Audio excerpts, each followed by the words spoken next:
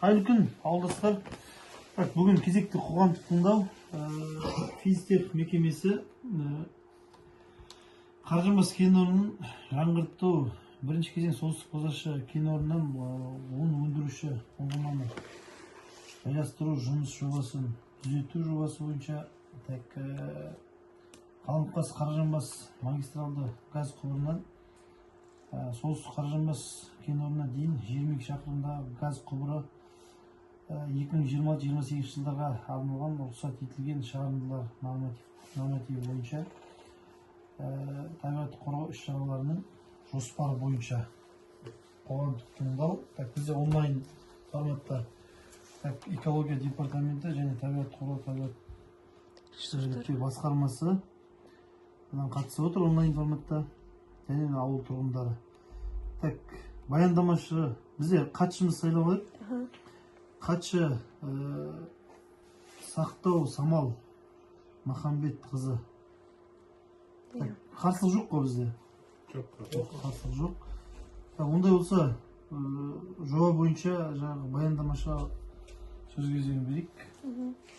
Қайырлы күн, құрметті тыңдауға қатысушылар. Сіздердің назарларыңызға солтүстік Қаржанбас кен орнының бірінші кезеңдегі кен орнында 10 өндіруші ұңғыманы жайластыру жұмыс жобасы және де Қаламқас Қаржанбас магистралдық газ құбырының солтүстік Қаржанбас кен орнына дейінгі 22 шақырымдағы газ құбыры бойынша қоршаған ортаны қорғау бөлімдері және де 2026-2028 жылдарға арналған рұқсат етілген шығарындылар нормативтері, рұқсат етілген төгінділер нормативтері, қалдықтарды басқару бағдарламасы, экологиялық басқару бағдарламасы және де табиғатты қорғау шараларын жоспары тақырыбында баяндама ұсынылады. Келесі слайдымызда кәсіпорын туралы жалпы мәліметтер айта кетсем, Физтех акционерлік қоғам негізгі қызметі солтүстік Қаражанбас мұнай кен орнында көмірсутектерді өндіру болып табылады. Әкімшілік жағынан солтүстік Қаражанбас кен орны Қазақстан Республикасы Маңғыстау облысы Түпқараған ауданында, яғни Ақтау қаласынан солтүстікке қарай 185 шақырым жерде орналасқан. Солтүстік Бозашы кен орнынан 10 шақырым жерде орналасқан. Ең жақын елді мекен кен орнынан 130 шақырым жерде орналасқан Таушық ауылы болып табылады. Солтүстікте 15 шақырым қашықтықта игерілген Қаламқас мұнай кен орны бар, және де Каспий теңізінің жағалауынан қашықтығы шамамен 15-20 шақырымды құрайды. Жер бедері ошақты сорлы ойыстары бар, күбірлі сортанды. Аумақта халық аз, демалыс орындары жоқ. Келесі слайдымызда жаңа айтып кеткен солтүстік Қаражанбас кен орнында тауарлық мұнайды айдау жүйесінің ПСПС және ГСУ объектілерін жаңғырту жобасы Қаламқас Қаражанбас магистралдық газ құбырынан 22 шақырым жерде солтүстік Қаражанбас кен орнына дейін газ құбыры мұнандай алаңдармен қамтылады. Олар қосылу торабынан ұзындығы шамамен 15,196 шақырым қолданыстағы ГСУ-ға дейінгі газ құбыры, ұзындығы шамамен 572 метрді құрайтын құдығынан қолданыстағы ПСП-ға дейін газ құбыры. Түйін бір газ құбырының магистралдық газ құбырына қосылу нүктесі, блокты коммерциялық газды есепке алу торабы, КТПН 25-6 трансформаторлық қосалқы станциясы, және де ПСП-дағы ГРПШ бір шкафының газ реттегіш пункті, болашақта ГСУ-ға қосылуға арналған торап алаңы және де ГСУ-дағы ГРПШ 2 шкафының газ реттеу пункті қарастырылған. Келесі слайдымызда осы жоба бойынша құрылыс жұмыстары кезінде атмосфераға әсер етуі. Құрылыс процесінде шығарындылар көздерінің жалпы саны 17 бірлікті құрайды. Оның ішінде 13-ші ұйымдастырылмаған болып табылса, 4 бірлігі ұйымдастырылған. Құрылыстың есептік мерзімі 3 айды құрайды. Құрылыс жұмыстарын 3 ай кезеңінде стационарлық көздерден атмосфераға ластауыш заттардың шығарындылардың жалпы көлемі 4,523 тонна кезеңді құрайтын болады. Құрылыс жұмыстары кезінде атмосфераны ластайтын негізгі заттар құрылыс техникасы мен көлігін дизель қозғалтқыштарын жұмыс кезінде және де бояу жұмыстары кезінде бөлінетін заттар, сондай-ақ құрылыс техникасы мен көлігінің қозғалысы кезінде және құрылыс алаңында жер жұмыстарын жүргізу кезінде пайда болатын шаң. Пайдалану кезінде Ластауыш заттар шығарындыларының жалпы саны 8 бірлікті құрайды. Бір бірлік ұйымдастырылған болса, 7 бірлік ұйымдастырылмаған болып табылады. Пайдалану кезінде ластауыш заттардың шығарындыларының жалпы көлемі 1,055 тонна кезеңді құрайды. Ауыз су қажеттіліктеріне арналған су шығыны тәулігіне 126 литр болса, жылына 11,134 метр куб құрылыс кезеңді құрайтын болады. Құрылыс кезеңінде қалдықтардың жинақтау лимиті жылына 2,525 тонна кезеңді құрайды. Келесі жобамыз солтүстік Қаражанбас кен орнының жаңғырту бірінші кезеңі бойынша 10 өндіруші ұңғыманы жайластыру болып табылады. Құрылыс екі кезеңнен тұрады. Бірінші құрылыс кезегі өндіруші ұңғымаларды жайластыру, олар номер 283, 265, 266, 269, 248 ұңғымаларды жайластыру. Құрылыстың екінші кезегі номер 2142, 2184 өндіру ұңғымаларын жайластыру болып табылады.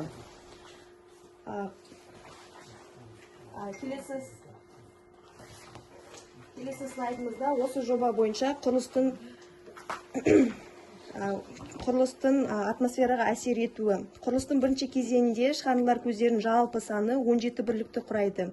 Оның ішінде 13 ұйымдастырылмаған және 4 ұйымдастырылмаған шығарындылар көздері болып табылады. Бірінші кезеңнің құрылыстық есептік мерзімі 4 айды құрайды. Құрылыстың жұмыстарының кезінде стационарлық көздерден атмосфералық ауаға шығарылатын ластауыш заттардың жалпы көлемі 5,270 тонна кезеңді құрайды. Құрылыстың екінші кезеңі шығарындылар көздерінің жалпы саны 17 бірлікті құрайды. Оның ішінде ұйымдастырылмаған 13 бірлік болса, ұйымдастырылған 4 бірлікті құрайды. Екінші кезеңнің құрылысты есептік мерзімі 3 айды құрайды. 3 ай мерзім құрайтын стационарлық көздерден атмосфералық ауаға шығарылатын ластауыш заттардың жалпы көлемі 1,968 тонна кезеңді құрайтын болады. Пайдалану кезінде ластауыш заттардың шығарындыларының жалпы саны 18 бірлікті құрайды. Осы пайдалану кезеңінде ластауыш заттардың шығарындыларының жалпы көлемі 0,296 тонна жылына құрайтын болады. Бірінші және екінші кезеңде жалпы суды тұтыну көлемі жылына 223,9 метр кубты құраса, су бұру көлемі жылына 70,154 метр кубты құрайтын болады. Бірінші кезектегі салу кезінде қалдықтарды жинақтау лимиті 8,307 тонна қалдықтар көлемі құрайтын болады. Екінші кезеңді салу кезеңінде қалдықтарды жинақтау лимиттері жылына 5,54 тонна кезеңді құрайтын болады.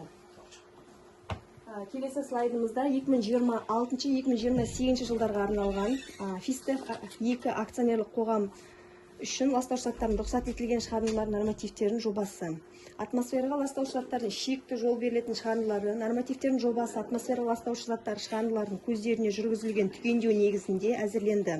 Жалпы атмосфераға зиянды заттардың жалпы шығарындылары солтүстік Қаражанбас кен орны бойынша стационарлық көздерден 2026 жылға 301,471 тонна жылына құрайтын болса, 2027 жылға 298,461 тонна жылына құрайды. Және де 2028 жылға 294,777 тонна жылына құрайтын болады. Осыған қарап кетсеңіздер, осы Қаражанбас кен орны бойынша, солтүстік Қаражанбас кен орны бойынша алдағы уақытта атмосфералық ластауыш заттар шығарындылары төмендеуі қарауға болады, көрсеңіздер болады. Жалпы кәсіпорын бойынша шығарындылардың көздері 179 көзі анықталды. Оның ішінде 71 ұйымдастырылған болса, 108 ұйымдастырылмаған көздер. Солтүстік Қаражанбас кен орнында мұнай жинау және дайындау жүйесін жайластыру бекітілген жобалау құжаттарына қабылданған жобалау шешімдеріне сәйкес жүзеге асырылады. Қарастырылып отырған кезеңде атмосфераны ластайтын негізгі заттар, олар көмірсутектер, көміртегі оксид және азот диоксиді және де күкірт диоксиді және де тағы да басқа шығарындылар.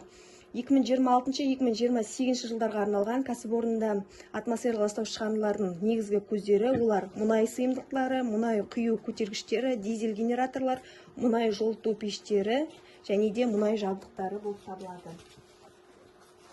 Келесі слайдымызда атмосфера шығарындыларды азайту жөніндегі іс-шараларға жұмысты өндіру технологиясын дәл сақталуын бақылау, барлық технологиялық параметрлерді қатаң сақтау, жабдықтың герметикалығын тұрақты бақылауды жүзеге асыру, технологиялық процестің барысын тұрақты бақылауды жүзеге асыру, атмосфералық ауаның жай-күйіне мониторинг бақылаулар жүргізу және ластаушы заттардың шоғырлануы ұлғайған кезде қажетті шараларды қолдану және де өртке қарсы қауіпсіздік нормалары мен ережелерін сақтау, шаң басатын инертті материалдарды сақтау, қатаң бөлінген орындарда сақтау мерзімдерін қысқарту және оларды пленкамен жабу болып табылады. Зиянды заттардың таралуын есептеу, талдау, санитарлық қорғау аймағын шекарасында барлық ингредиенттер бойынша жер бетіндегі концентрациялар атмосфералық ауа сапасының критерияларын аспайтынын көрсетеді. Келесі слайдымызда 2026-2028 жылдарға арналған мекеме үшін рұқсат етілген төгінділер нормативтерінің жобасы. Жұмыс барысында өндірістік және шаруашылық тұрмыстық сарқынды сулар түзеледі. Су шаруашылығы балансы, яғни су тұтыну көлемі жылына 11.029,125 метр кубты құрайды. Оның ішінде ауыз су қажеттілігіне 2783,1 метр кубты құраса, техникалық су жылына 7710,625 метр кубты құрайды. Суды бұру жылына 10.829,125 метр кубты құрайтын болады. Келесі слайдымызда су ресурстарын қорғау және ұтымды пайдалану жөніндегі іс-шаралар. Кәсіпорынды пайдалану кезінде сулы горизонттарды қорғаудың негізгі шаралары: суды қатаң нормалаған пайдалану, өндірістік процестер жұмыс режимінде мұнай өнімдерін және басқа химиялық заттармен ластануы мүмкін технологиялық алаңдардың рельефке қандай да бір ағынды болдырмайды. Ауыз су мен техникалық судың сапасы мен құрамын бақылау, жанар-жағармай мен пайдаланған майлардың астыңғы бетке ағып кетуіне жол бермеу және оларды жаңбыр ағынымен жуу мақсатында автокөліктің техникалық жай-күйін бақылау көзделген. Келесі слайдымызда қалдықтарды басқару бағдарламасы 2026-2028 жылдарға жасалған. Барлығы солтүстік Қаражанбас кен орнының өндірістік қызмет процесінде 15 қалдық атауы түзеледі. Өндірістің барлық қалдықтары анықталуына қарай мамандырылған кәсіпорындарға тапсырылатын болады. 2026-2028 жылдарға арналған қалдықтарды жинақтау лимиті 4983,876 тоннаны құрайтын болады. Келесі слайдымызда қоршаған ортаның қалдықтармен ластануын болдырмау жөніндегі іс-шаралар. Кәсіпорынды пайдалану процесінде пайда болатын өндіріс және тұтыну қалдықтары арнайы бөлінген уақытша сақтау орындарында, яғни тығыз жабық контейнерлерде жинақталатын болады. Қауіпті физика-химиялық қасиеттері бар қалдықтар үшін кәсіпорын аумағында қалдықтардың қауіпсіз айналымын бақылау көзделген. Қоршаған ортаның қатты қалдықтармен ластануын болдырмау үшін Қазақстан Республикасында нормативтік талаптарға сәйкес іс-шаралар жоспарланған. Олар арнайы сыйымдылықтарда және арнайы жабдықталған алаңдарда уыттылығы бойынша сұраптай отырып, проматходтар түйіндеу және жинау, жоспарланған іс-шаралардың орындалуын бақылау. Осымен баяндамам аяқталды. Сұрақтар болса. Асеке, сұрақ бар ма? Өндіріс көрдіңіз ғой. Бірақ өзім жеке сұрақ бар қоямын. Сіздер қалдықтарды қаяққа шығасыздар ғой? Подрядный компания бар, Шағалаға ма? Озаншы бәрін бірге сұрақ қойды. Жақын полигон сол ғой. Ең жақын сол ғой. Мына нелермен бұрын отырған жоқ па? Қаржымыз бер жағында бар ғой, шлам сервистер. Олар суды неден алыпсыңдар ба? Озаншыдан? Озаншыдан.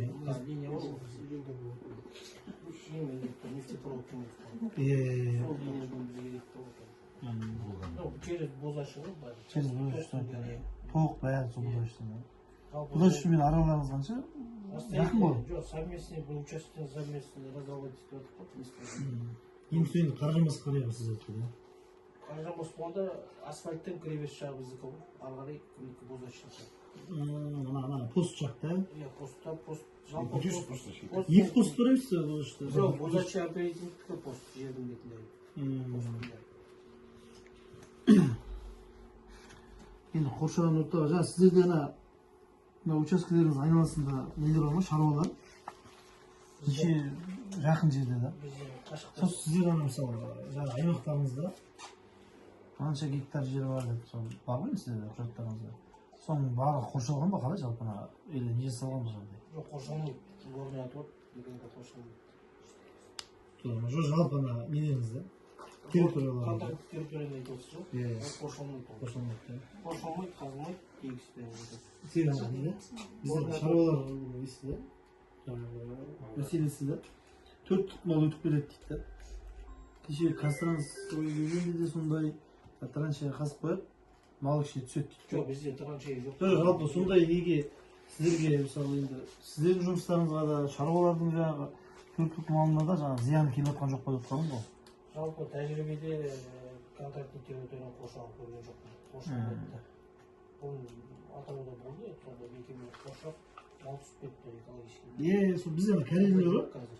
соған мал түсіп келеді да. Карьер жазғанда границаны қасып шекараны. Қоршаулар бар ма деп қалдым. Бізден хозяйствода шаруашылықтар қашықта асфальттың арғы бетінде.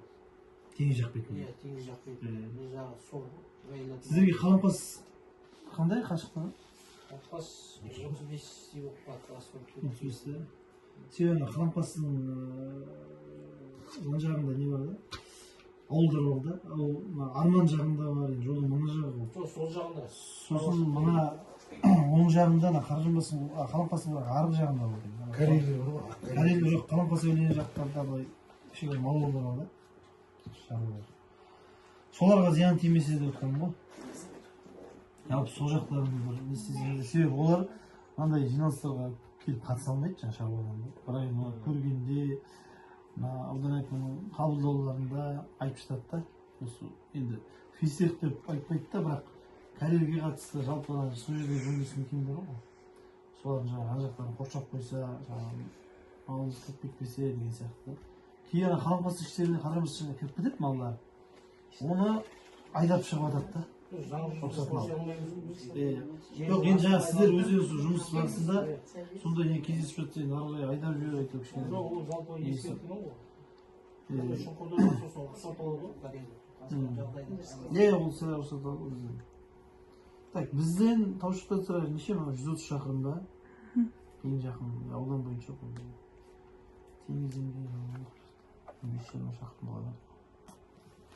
Так, енді біздерде енді жаңа айтқан жоба бойынша енді жаңағы қауіпсіздік шаралары, экологиялық жаңағы тигізетін зияндардың болмауы, сосын енді қазір өздеріңіз де білесіздер ғой, бізде енді күйіп тұрған мәселе дейміз, жұмыссыздық мәселесі ғой. Сол жұмыссыздық мәселесі бойынша бізде енді аудан бойынша 2000-дай азаматтар бар, жұмысқа тіркелген. Біздің Таушықтың өзінде 120 үстінде азаматтар. Сосын сіздерден шығатын вакансиялар бар. Кешегіде енді сіздерден шыққан вакансияға ауданнан азаматтар кіріп жатыр ғой, ауданымыздан. Слесарь мамандығы бойынша кіріп жатыр. Сосын бізден де бір азаматтар жібергенбіз. Соңында жұмыспен қамти отырып, көмекші жасаңыздар. Ол азаматтың біз қазір жиналысқа қатысып отырмыз мына кім деген Шүренбаев Асқарбек деген ағамыз бұл енді жаңағы кезектілікте тұр. 70 па? 70-ші жобада тұрсыз ғой. Сондай жобада тұр. Ол енді жаңағы бізде жұмысқа кіруге бозашы, қаржанбас жалпы ауданның төңірегіндегі мекемелер жұмысқа кіруге очередь та бізде аудан бойынша да. Ауыл бойынша әркімнің өз кезектілігі бар. Сол бойынша енді кезекте тұрған ағамыз. Сосын енді бұл өзінің кезектілігіне кіретін болса, енді жасы 50-дің үстінде, сосын 60-ға жетіп қалайын деп тұр да. 7 жыл, 8 жыл жұмыс келмейді деген. Сосын енді оны айтпағанда да шындық қой. Сосын енді сол азамат енді кеше ауыл азаматтарымен жаңағы қауымдастықпен келісіп ақылдасып осы азаматты очередьтен тыс жаңағы кезектен тыс мүмкіндік болса осындай мекемелерге жіберейік деп сіздерге жалпы ұсынып жатырмық. Соны енді мүмкіндігінше осы азғантай уақыттың ішінде жұмыспен қамтысаңыздар дегеніміз бар. Соны жалпы мына хатшы сіз жазамын ғой. хаттамаға қоссаңыз, Обязательно. енді жаңағы басшыларыңыз да айтып жатыр ғой, көмектесеміз деп та. Сондай вопростарымыз бар енді. Енді басқа да жаңағы мана жиналыс басталмай тұрып айтып жатырмын ғой. Жаңағы техника керек болады біздерге. Енді ауылдық жер болғаннан кейін жаңағы өндіріс мекемелер, мысалы Қаламқас, Бозатшы деген мекемелер үнемі көмектесіп тұрады. Үнемі. Енді сіздерде енді сол сияқты мекемесі соған жетпегенмен енді әйтеуір өндіріс мекемесіздер ғой. Енді мүмкіндігінше жаңағы біздің сұраныстарымыз болады жазғы алдағы уақытта. Жаңағы осы тұрғындарға көмектесу бойынша соған да көмек жасасаңыздар, әлеуметтік жағынан да. Басқа енді басқа сұрақ бар ма? Қыздар сұрақ бар ма екен? Сабина, саламат қызы. Жоқ, менде сұрақ жоқ, аяқтай беріңіздер. Экологияда сұрақ жоқ па? Фариза, сұрақ бар ма екен? Сұрақ жоқ. Так, ондай болса, бүгін қоғамдық тыңдауымызды осымен жарықты жариялаймыз. Сіздерге рахмет. Жақсы.